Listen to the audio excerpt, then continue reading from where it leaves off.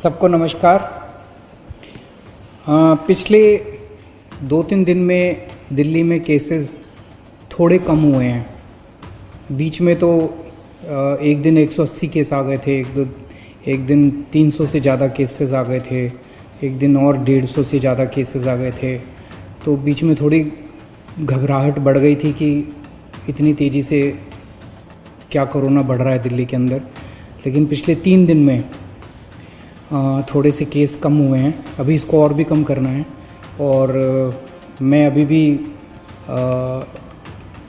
अगले कुछ दिन में कैसे होता है उस पर डिपेंड करेगा। मैं उम्मीद करता हूं कि अगले कुछ दिन के अंदर केसेस और कम होंगे बढ़ने की बजाय। कल 67 केस आए थे और कल हमने ये जो 67 केस हैं 2274 सैंपल की टेस्टिंग में 67 केस आए थे। तो इसका मतलब बहुत तेज़ी से अभी नहीं बढ़ने लगा है। भगवान से प्रार्थना करता हूँ कि आने वाले दिनों के अंदर ये और कम हो ताकि अपने को सबको कोरोना से मुक्ति मिल सके। एक मेरी आप लोगों से अपील है, कंटेनमेंट जोन्स जो हैं, जो हमने लॉक कर दिए हैं, सील कर दिए हैं, जो 71 हो गए हैं आज दिल्ली के अंदर। टोटल 71 जोन हो गए हैं कंटेनमेंट के, जो बिल्कुल सील कर देते हैं हम लोग। अंदर से कोई बाहर नहीं जा सकता, बाहर से अंदर नहीं आ सकता। और अंदर भी जो लोग रहते हैं उनको अपने अपने घरों के अंदर रहना होता है, वो घर के बाहर नहीं निकलना होता। उनकी जो रोज़मर्रा की ज़रूरतें हैं वो हम पूरी कराते हैं। वहाँ पे पुलिस वाले, लोकल प्रशासन बड़ी अच्छा काम कर रहे हैं और वो आपके लिए सारी ज़रूरतें पूरी करते हैं।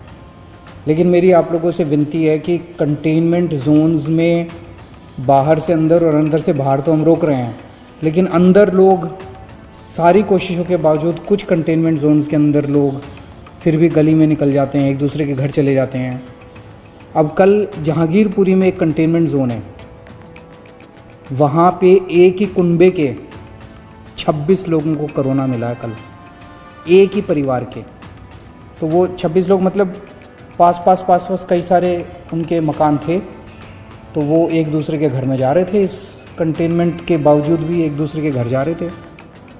तो मेरी आप लोगों से हाथ जोड़ के विनती है, पूरा देश इस टाइम लॉकडाउन में है। कितनी मुसीबतों का हम सब लोग सामना कर रहे हैं, आप भी कर रहे हैं, सब लोग कर रहे हैं। ऐसे में अगर आप अनुशासन नहीं बरतेंगे तो आपको ही तकलीफ़ होगी।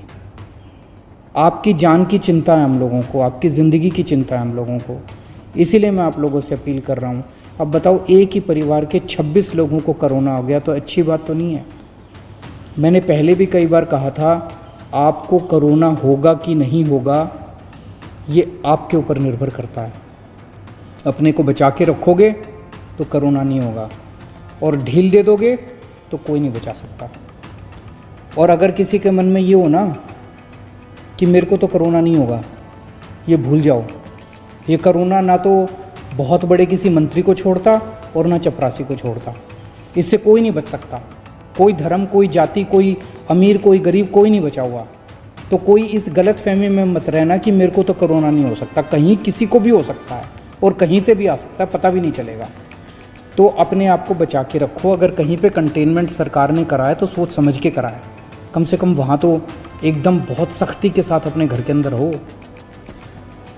आज सरकार ने एक अहम निर्णय लिया है। अभी कुछ दिन पहले हमने निर्णय लिया था कि कोई भी डॉक्टर, नर्स, अस्पताल में काम करने वाले सरकारी जितने सफाई कर्मचारी, जितने लैब टेक्नीशियन जो अस्पताल में काम करते हैं, कोरोना के मरीजों का इलाज करते वक्त अगर उनमें से किसी को भी कोरोना हो जाता है और अगर उसकी वजह से डेथ हो जाती है तो उसके परिवार को सरकार 1 करोड़ रुपए की सम्मान राशि देगी।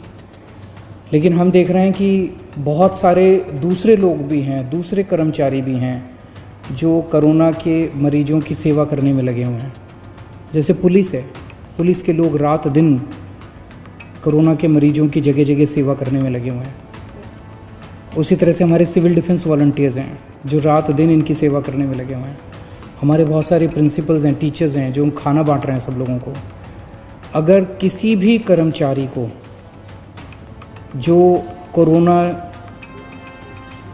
के लोगों की सेवा कर रहे हैं और सेवा करने की वजह से उनको भी कोरोना हो जाता है और कोरोना होने की वजह से उनकी डेथ हो जाती है, तो सभी कर्मचारियों के ऊपर अब ये स्कीम लागू की जा रही है कि मरणोपरांत उनके परिवार को 1 करोड़ रुपए की राशि दी जाएगी।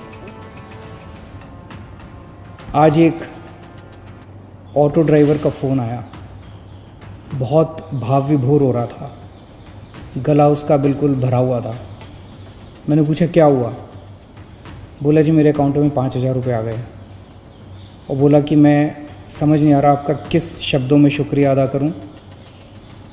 कहता है कि किसी सरकार ने ड्राइवरों का ख्याल नहीं रखा, इतनी मुसीबत की घड़ी में आपने हमारा ख्याल रखा, आपने हमको याद किया। मैं किसी पे एहसान नहीं कर रहा, ये पैसा मेरा नहीं है, ये आप ही का पैसा है, आप ही के काम आना चाहिए और मेरा ये फ़र्ज़ बनता है जो कुछ मैं कर रहा हूँ। मुझे खुशी है आज हमारे ऑटो वाले, ग्रामीण सेवा वाले और जितने टैक्सी वाले, ई रिक्शे वाले, जितने ड्राइवर्स हैं, जितने भी, सबके अकाउंट में पैसे पहुंचने चालू हो गए हैं।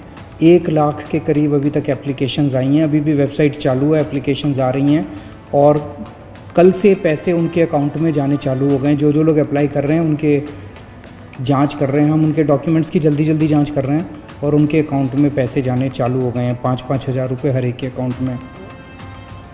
और पूरी दिल्ली के अंदर इस टाइम 60 मशीनें लगी हुई हैं हमारी सैनिटाइजेशन करने के लिए और दिल्ली के काफ़ी इलाकों में सैनिटाइजेशन हो चुका है। जगह जगह मशीनें जा रही हैं। आपको भी, आपके इलाके में भी आएंगे, लेकिन अगर आपको भी पहले कराना है अपना सैनिटाइजेशन हमें ज़रूर बताइएगा, हम आपके इलाके में भी सैनिटाइजेशन मशीनों के द्वारा करा देंगे। दिल्ली में 71 लाख लोगों के राशन कार्ड हैं, सबको राशन मिल चुका है, कंप्लीट हो गया है। 7.5 किलो राशन 71 लाख लोगों को फ्री में मिल चुका है, वो कंप्लीट हो गया है। इसके अलावा बहुत सारे ऐसे गरीब हैं जिनके पास राशन कार्ड नहीं है, उनके लिए हमने कहा था भाई, हमने वेबसाइट खोली थी कि भाई अगर आपके पास राशन कार्ड नहीं है, आप गरीब हैं, आप सरकार से फ्री में राशन लेना चाहते हैं, आप अप्लाई कीजिए। 31 लाख लोगों ने अप्लाई किया अभी तक, उन सबको भी देंगे। उनको बंटना चालू हो गया है, स्कूलों के ज़रिए हम राशन बंटवा रहे हैं उनको। 3.5 लाख लोग ऑलरेडी ऐसे लोग राशन उठा चुके हैं जिन लोगों को के पास राशन कार्ड नहीं था।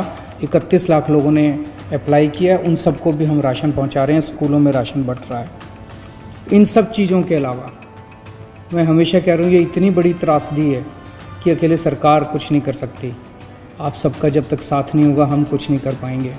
मुझे बहुत खुशी है, मैं सोशल मीडिया पे देख रहा हूँ और इधर उधर से पता चल रहा है, बहुत सारे लोग हमारी भी पार्टी के, दूसरी भी पार्टियों के, समाज सेवी संस्थाओं के अच्छे काम में लगे हुए हैं। कहीं पता चलता है किसी को कि यहाँ कोई भूखा है, यहाँ पे किसी को मेडिकल हेल्प की ज़रूरत है, मैं देखता हूँ कि कोई ना कोई आदमी वहाँ पहुँच जाता है। ये धर्म का काम है, ये पुण्य का काम है, यही इंसानियत है, यही सच्ची भगवान की पूजा है और यही सच्ची देशभक्ति है। इस टाइम कहीं आपको कोई आदमी दुखी मिले किसी भी वजह से, उसके दुख को दूर करने की कोशिश करें। और मैं उन सब लोगों को सलाम करना चाहता हूँ जो इस दुख की घड़ी में एक दूसरे की मदद कर रहे हैं। और मैं भी 24 घंटे आपकी सेवा में हाजिर हूँ, 24 घंटे रात दिन हम लोग लगे हुए हैं। कभी आपको किसी चीज़ की ज़रूरत हो, बेहिचक आप मेरे से संपर्क कर सकते हैं। बहुत बहुत शुक्रिया।